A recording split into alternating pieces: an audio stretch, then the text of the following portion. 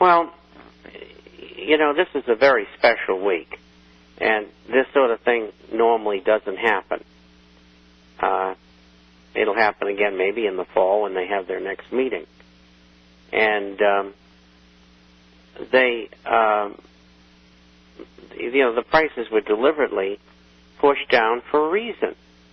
And they're in the access market. They want to break gold if they can do it, and they can't do it. They're not going to do it. And, they're relentless. They're running out of gold as well. I mean, a good indication of that is the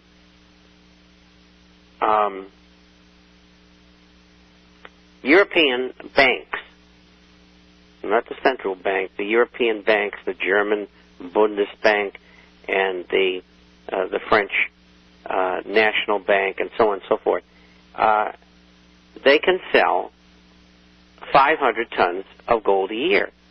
I don't know what they've sold this year, but if I had to guess, it might be maybe 80 or 100 tons out of 500.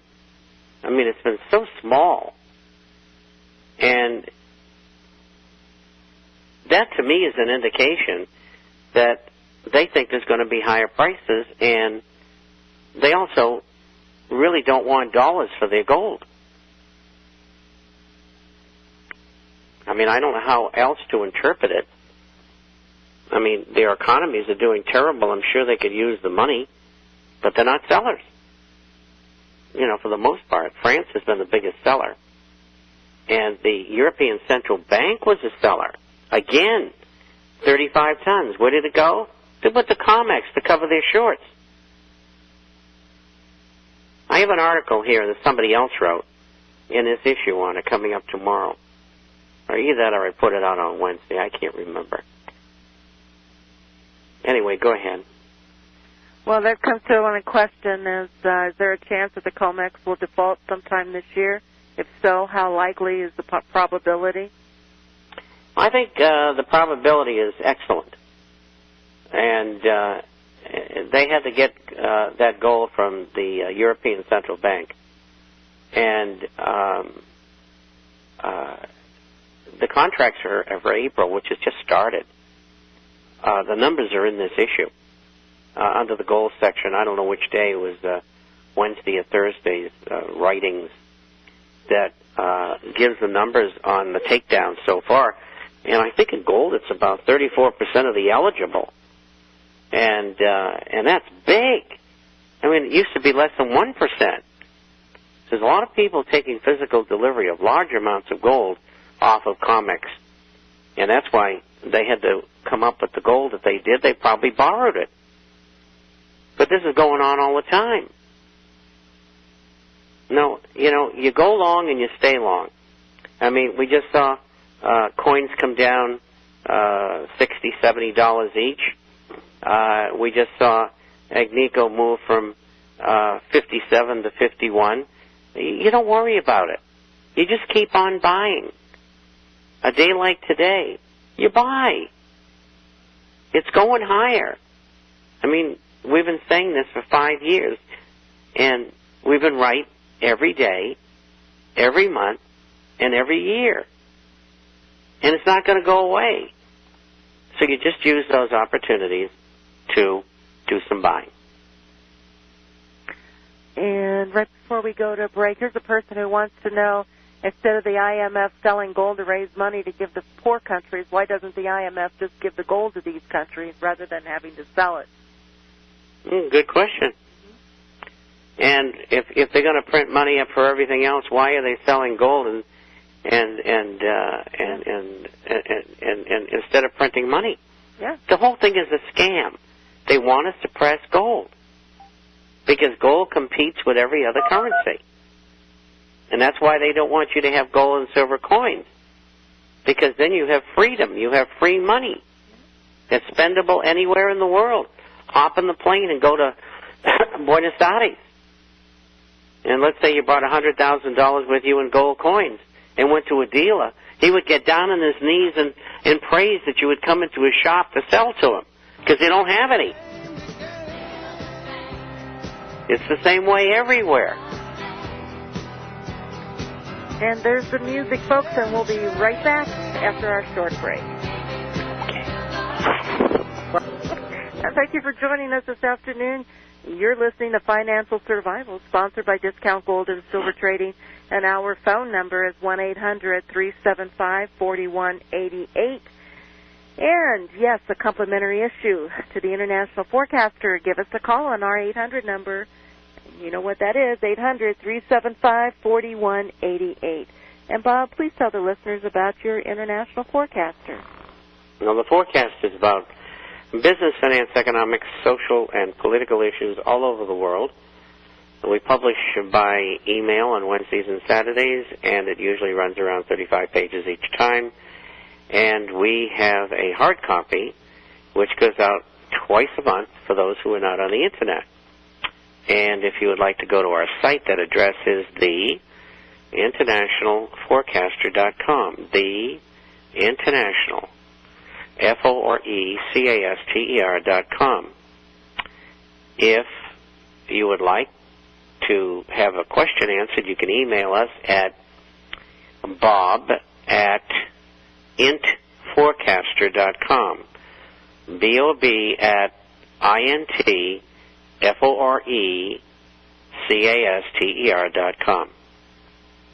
For your complimentary issue, 800-375-4188. And, of course, your gold and silver coins here at Discount Gold and Silver Trading.